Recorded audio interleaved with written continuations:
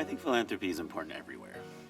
But here in Colorado, we have a really dynamic business community that's really invested in giving back. We feel like we have an affirmative responsibility as a company to not only to give, but to set an example and trying to create an environment where we inspire others to give back. When you give, it's a joy, particularly if you can see the results. And every time we build a house, we see the results. Loaves and Fishes is a coalition of the Habitat for Humanity of Metro Denver. And we build a house every year. And every time we build a house in Denver, we fund a house in some other third world country.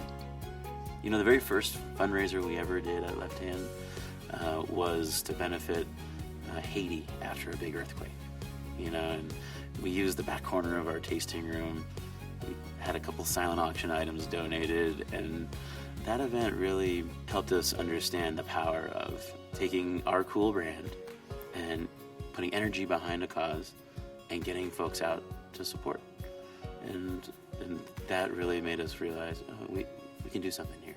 Whether it's with a dollar bill or with, moving a shovel full of dirt. I mean, we figure out ways to give back, and that's really important and something that we take as a group. I think every single person that works for Breckenridge Grand Vacations takes enormous pride in giving back to Breck.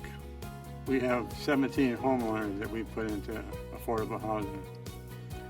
And some of them are contributing to building houses for other people. So I think the most rewarding thing is to see the people that we help become people who help others.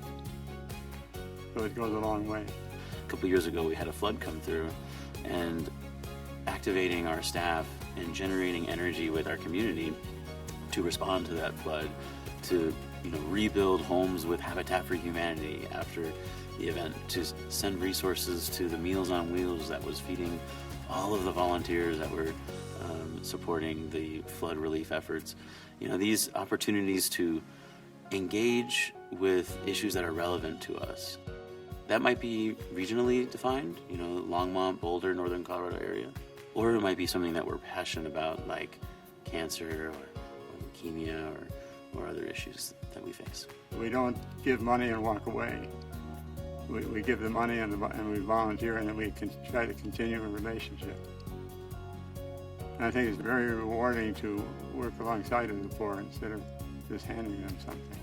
We've accomplished what we need to professionally, and now I feel like we're almost doing what we're doing to generate more profit so that we can give more money away. Your role is to be supported by the community and in turn support back. And so we see it as our obligation to do it when you can, but also to set realistic expectations.